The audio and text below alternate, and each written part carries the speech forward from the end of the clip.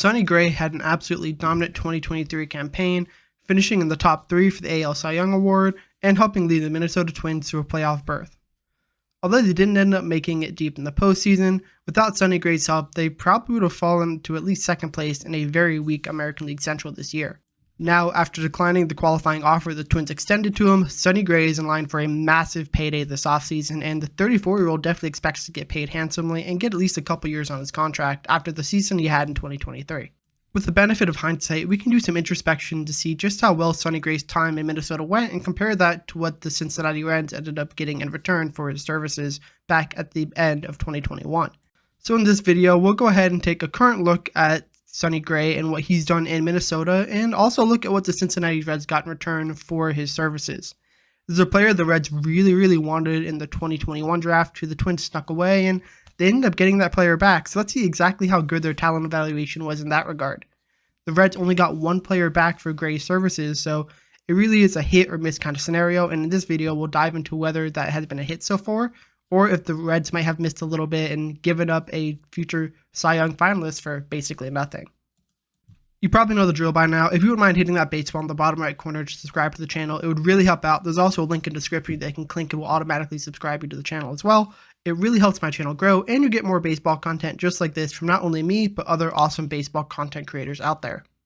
Without further ado, let's dive into the Sonny Gray trade that sent him from Cincinnati to Minnesota and see what the current free agent has done in his career in Minnesota and how well that trade has panned out for both sides. So let's talk about the biggest piece in this deal, and that had to have been Sonny Gray. He spent 2 years in Minnesota. Now, again, he's going to that free agency period. He's going to get an absolutely massive payday. So Minnesota is going to be very happy to get that draft pick compensation back. And one team is going to be very happy to get an established starter with over a decade of experience in the major league in the rotation, as they most likely make a postseason push, as I think Sonny Gray fits really well into a lot of contenders' rotations.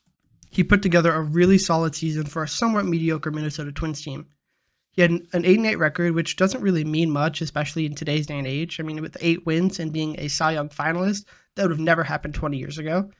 But he had a 2.79 ERA, and he allowed the lowest home runs per 9 inning across all starting pitchers in the major leagues. He struck out about 9 batters per 9 innings, which is a pretty solid number, especially for a starter. So he was striking out guys. 183 strikeouts on the year is nothing to scoff at all. And what he really shines at is his FIP, or fielding independent pitching. This metric is an expected ERA based on luck. So if every pitcher had the same amount of BABIP, or batting average on balls in play, and if each proportion of fly balls turned into home runs, and all of those kind of metrics were normalized to every pitcher, what would their ERA be? He had the lowest in all of the league with a 2.83. So he was expected to be a really good pitcher, and that's going to help him get paid this offseason. Although it's not going to be something that should be looked at in terms of the Cy Young Award, because it's more of a predictive stat than it is an actual what you did on the field stat. Any team that looks at that should go ahead and see, hey, he was supposed to be a really good pitcher, maybe a little bit unlucky, and that goes to show that with a 2.79 ERA, that could be even lower at age 34 next year. So there's a lot of potential for Sonny Gray to be a dominant pitcher going forward in the future. Some of the more sabermetrically inclined stats, such as Sierra, didn't like Sonny Gray's season as much as some of the more simplistic or traditional stats that you would see. I wouldn't necessarily call FIP a traditional stat, but it's less sabermetrically inclined than something like Sierra, for example. Sierra is an attempt to go and pinpoint a pitcher's performance by removing things like luck and BABIP, or the defense behind you or the park you play in. Gray had a Sierra of 3.95 last season, which isn't great. It's a little bit below average. Below average is somewhere around 4. Average is probably close to a 3.7, 3.65, somewhere in that range. So although it wasn't a huge deviation from average, it was enough to kind of question whether he had a truly great season in terms of his stuff. The more non-sabermetrically inclined stats, such as FIP and ERA, do show that he had a really good year, but maybe some of the other more advanced sabermetric stats don't necessarily reflect that. The other big concern is that his soft contact rate has gone down dramatically by over 5% from 2022 to 2023. That's something a little worrying, as more batters make good contact on the ball, and he is getting older. Again, he's going to be in his age 34 season next year.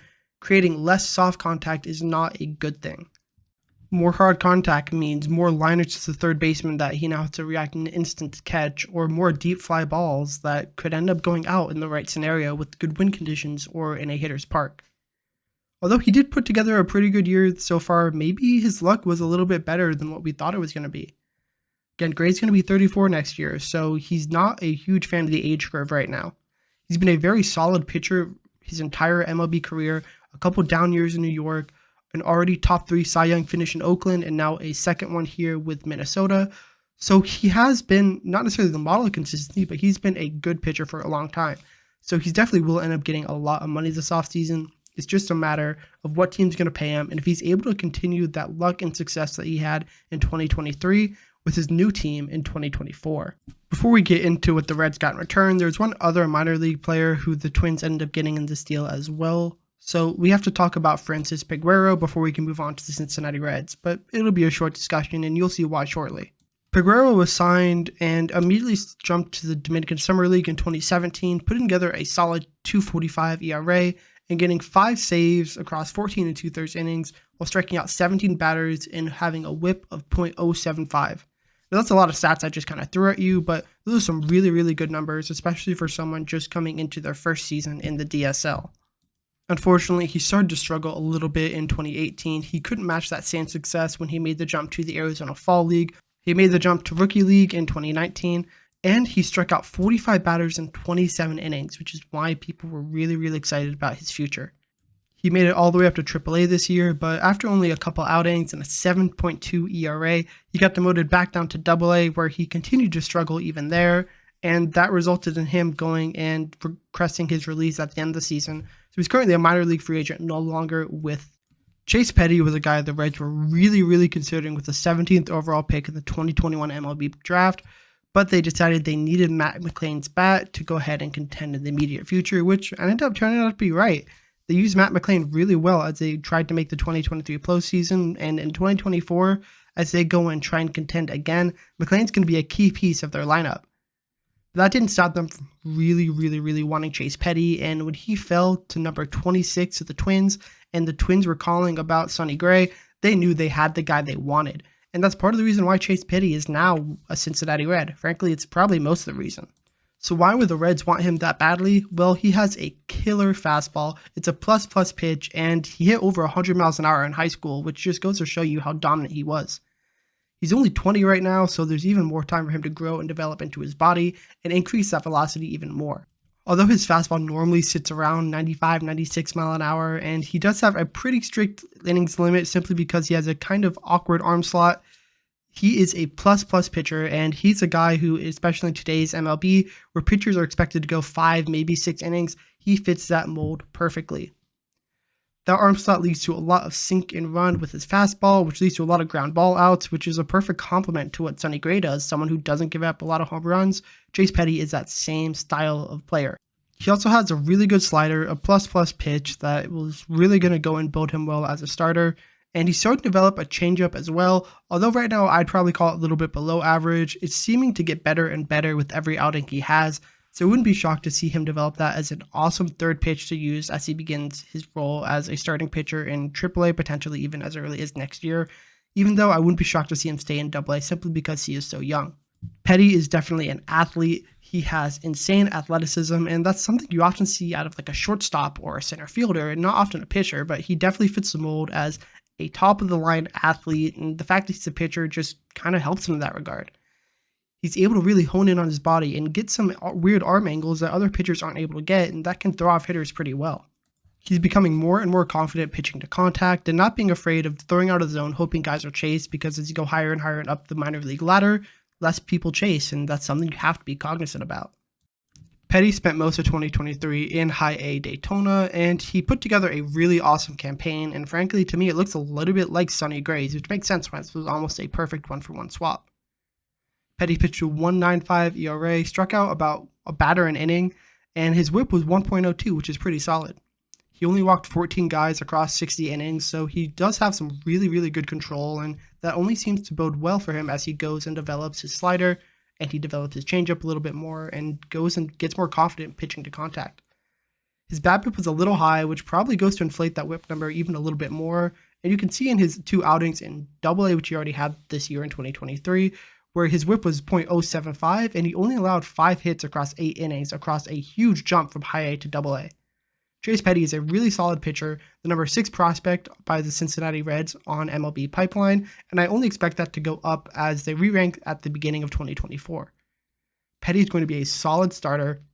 I think he has a ceiling of maybe a number 2 starter for a really good playoff team, maybe even a number 1 starter if the Reds end up losing their competitive window and not having a ton of depth.